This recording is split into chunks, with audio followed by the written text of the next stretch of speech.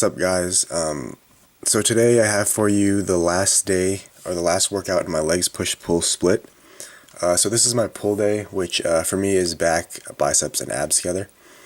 And this first exercise I'm doing is, I guess you can call them partial deadlifts or rack pulls or whatever you want to call them. Basically all it is I set the rack up so that the bar is about even with my knees or maybe a little bit lower, just below my kneecap.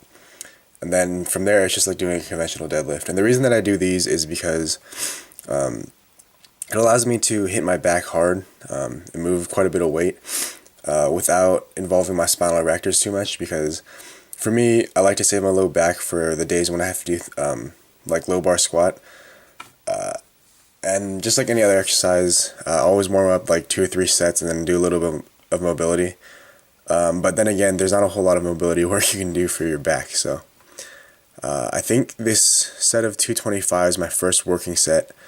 I'm pretty sure I'll only show you 2 working sets here, because on my second working set with 315, I'm not really sure what happened, but I felt something sort of weird during the set, and then immediately when I finished, maybe like 30 seconds to a minute after that set, the lower right side of my back and my spinal erector just felt really, really bad.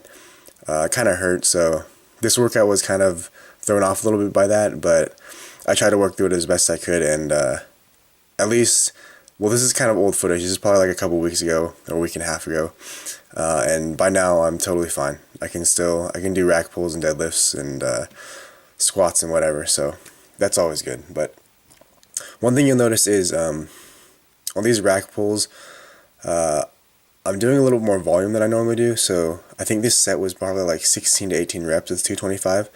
And the reason for that is just because my back has always been a really strong muscle group. And this deep in my prep, I could still probably move up to like 315, 405, 495 for my working sets. But the reason I don't is just because I don't want to be moving too much weight to the point that I'm risking injury. Which obviously that didn't work very well, because in this set right here, I actually ended up, I don't know, screwing something up. But yeah, just on this exercise, or just even on conventional deadlifts, I think the form is pretty simple. I mean, as soon as that bar gets over your knees, you kind of pull not just up, you want to pull kind of backwards as well.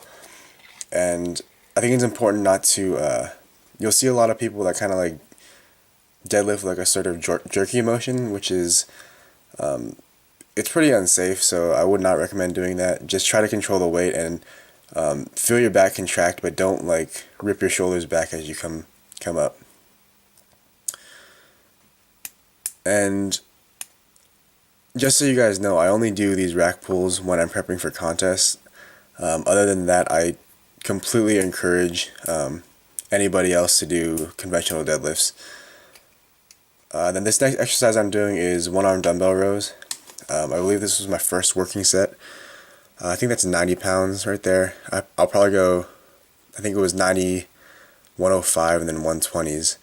Normally I would go heavier, but this gym that I'm working at, or that I'm working out at right now, they only go up to 120, so I'm just working with what I have.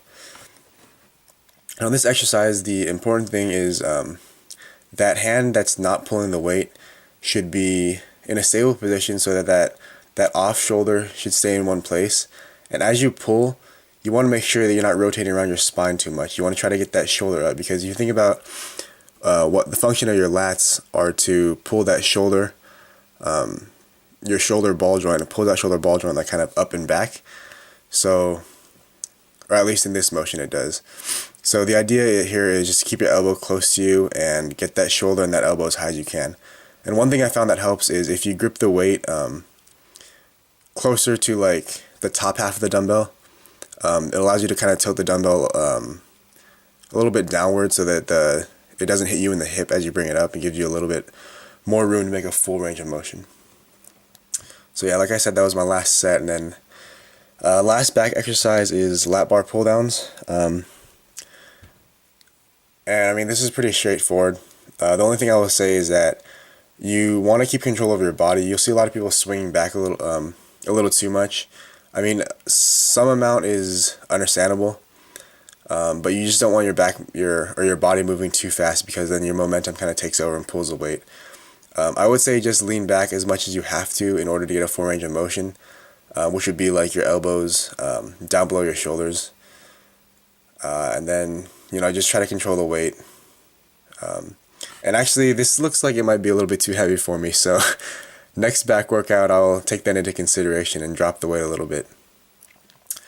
Then moving on to biceps, first exercise is barbell bicep curls, and this is actually a working set for me, which sounds kind of funny because that's 65 pounds, but to be completely truthful, I don't know, I think my arms are just really weak, but for the form on this, pretty simple. Just keep your elbows tight and at your sides, and try not to let your elbows come up in front of you too much, and then I would say same thing, full range of motion, so full contraction at the top, and as you lower down to the bottom, make sure you get all the way down to the bottom into a fully relaxed position before you start the next rep. One other thing that I think a lot of people sort of forget is that although this is just a bicep exercise, you do want to have your legs in a stable position, so don't just lock your legs out and disregard them, because your legs provide you with most of your stability in any exercise where you're standing up. So this is my second working set here. I think this is 80 pounds. I think I went 65, 80, 95. And this is actually pretty heavy for me, as you can tell. I think even the last 2 reps of this set, well, you'll see, but I'm pretty sure the last 2 reps of this set were really, really bad form. So even though I did it in this video, it doesn't mean that I should be doing it or anybody else should be doing it. But yeah, always try to keep your form as good as you can. And I mean, I think everybody has the sort of problem with ego. You never want to drop the weight just because you're too proud, but sometimes you just gotta swallow your pride and lower the weight a little bit for your own safety and for your own benefit. This last, I only do 2 exercises for biceps, but this last exercise is just alternate dumbbell curls. The way I do these is I start with a dumbbell in a neutral position at the bottom, and then as I come up, I supinate my wrist.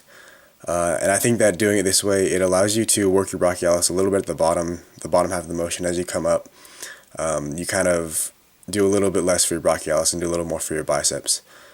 But yeah, I mean, pretty simple. I think this is my second working set out of 3. Just like the barbell curls, keep your elbows tight in and try not to throw your elbows up too high as you come up with the weight.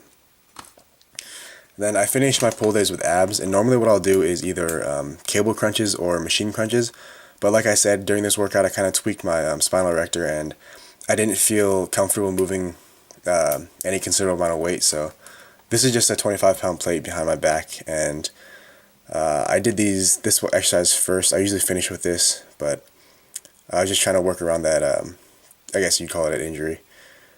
But yeah, the way I'm doing these right now is each rep I'm going straight through first, and then once on each side, and I count that as 1. So for each of my 3 working sets, I think I did 3 or 4 reps total. And I don't really think this exercise is that valuable for building muscle per se, but it really does help me for when I'm on stage, get that feeling of a really, really hard contraction in my abs. And if any of you guys are competitors out there, you know how valuable that kind of mind-muscle connection can be for you on stage. And then after this, my last exercise that I finished with is not something that I usually do. In fact, it's not my favorite exercise, but I do it every once in a while just to change things up. This is sort of a combination of a leg lift and dragon flag. The way I do these is I'm not that flexible to keep my my knees completely straight on this exercise, so I bend them a little bit on the way up, and then bring my knees up until they're over my face, and then extend my legs over my shoulders, and then bring straight back down. You know, it's strange. You would think that something like this, just by looking at the motion, you wouldn't think that this is hitting your abs that hard, but just give it a try. Maybe don't use a weight, because I mean, I think this is my last working set, and I think this is only 15 pounds there. So it's not like you're going to be moving any huge weights with this, and you shouldn't be. But yeah, just give it a try, and if you like it, great. If you don't, you don't have to do it.